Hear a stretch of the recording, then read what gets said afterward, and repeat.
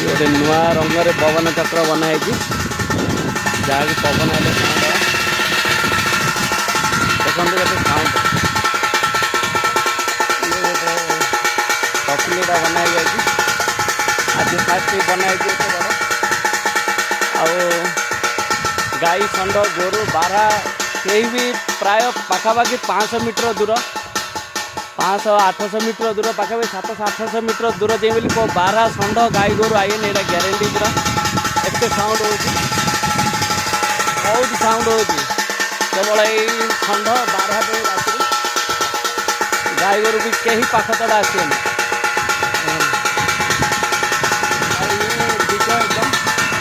लगे केवल पवन पवन द्वारा से गुपड़ा गुपड़ा आपको तो फेरिंग एवं बर्तमान है